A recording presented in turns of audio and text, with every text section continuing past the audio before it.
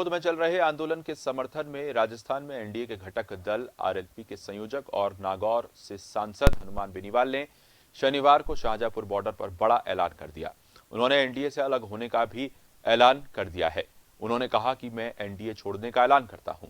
RLP से पहले कृषि कानूनों के विरोध में अकाली दल भी एनडीए छोड़ चुकी है। गौरतलब है कि राजस्थान के विभिन्न जिलों से आ रहे किसानों के साथ सांसद बेनीवाल शाहजहांपुर बॉर्डर पर मौजूद हैं। बेनीवाल के शाहजहांपुर बॉर्डर पर पहुंचने से पहले हरियाणा पुलिस ने बॉर्डर पर सुरक्षा पुख्ता कर दी है। बॉर्डर पर कई जगह बैरिकेडिंग की गई है। इसके अलावा 2000 से ज्यादा हरियाणा पुलिस के जवान बॉर्डर पर तैनात हैं। भारतीय जनता पार्टी की मजबूत बात थी, उसके बाद अकाली दल गया और आज राष्ट्रीय लोकतांत्रिक पार्टी एनडीए छोड़ के जा रही है। किसान कौम को इससे बड़ा तोहफा हनुमान बेनीवाल नहीं दे सकता। और मैं फिर आपको कहना चाहता हूं कि बीजेपी के नेता कहते हैं कि हनुमान बेनीवाल गठबंधन से चुनाव जीत गया। भारतीय जनता पार्टी के नेताओं को मैं चेतावनी देता हूं, मैं चुनौती देता हूं कि मैंने 16 जगह बीजेपी का प्रचार किया था राजस्थान के अंदर। वो 16 सीट छोड़ो, मुझे 2.5 लाख वोट दिए थे, 30 लाख दिलाए आप, मैं साझा आपको। तो हनुमान बेनीवाल ने एनडीए का साथ छोड़ दिया है। नागौर से सांसद हैं, हमारे साथ जुड़ रहे हैं पवन राजपूत अलवर से हमारे संवाददाता ज्यादा जानकारी के साथ। पवन, क्या ये जानकारी पुख्ता तौर पर मिल रही है आपके पास भी कि शाहजहांपुर बॉर्डर पर आज हनुमान बेनीवाल अपने समर्थकों के साथ पहुंच सकते हैं और व्यवस्थाएं जो हैं सुरक्षा की वो किस तरह की गई हैं? जी आशीष, मैं आपको बता दूं, अलवर जिले के शाहजहांपुर बॉर्डर पर काफी दिनों से 15 दिनों से गहमा गहमी चल रही है किसान आंदोलन को लेकर। जिस तरह से यहाँ पर किसान के साथ साथ जो राजनीतिक लोग हैं अपनी रोटियां सेकने के लिए जिस तरह पड़ाव डाले हुए। हम बात करें तो कल से रालोपा सांसद हनुमान बेनीवाल शाम के समय अपने समर्थकों के साथ काफी संख्या में लोगों को लेकर यहाँ पहुंचे थे और उनका अलग से जो बॉर्डर है, बॉर्डर से 1.5 किलोमीटर की दूरी पर अलग से पंडाल लगा दिया गया था।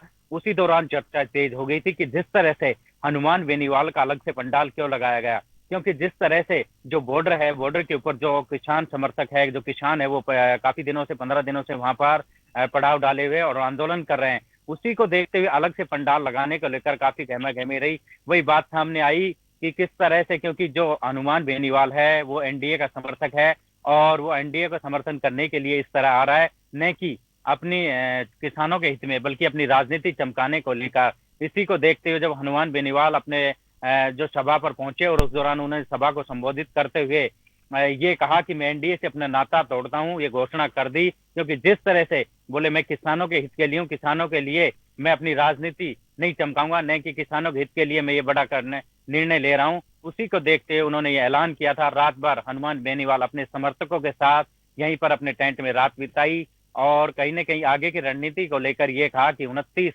तारीख को जो किसानों का फैसला है वो आ जाता है, उसके बाद बावजूद हम आगे की रणनीति तैयार करेंगे।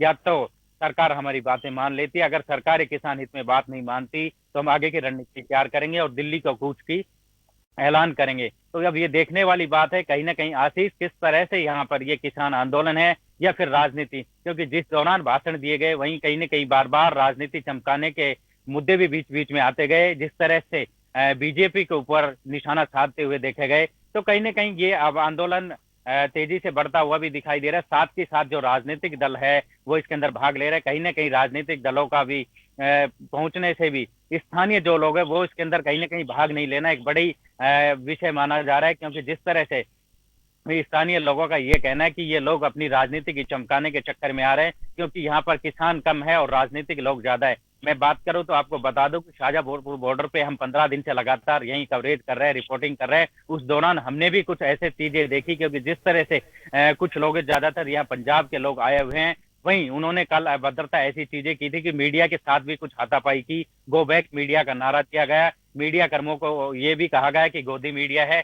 तो उसी तरह अभद्रता करना कहीं ना कहीं किसान इस तरह की अभद्रता नहीं करता, क्योंकि जो किसान है वो अपने चुपचाप बेचारा बैठा हुआ है और अपनी मांगे मांगने के लिए ही आंदोलन कर रहा है। मगर कुछ जो सामाजिक तत्व है वो इसके अंदर शामिल हो गए और राजनीतिक लोग हैं वो अपनी राजनीति चमकाने का काम कर रहे हैं बार बार।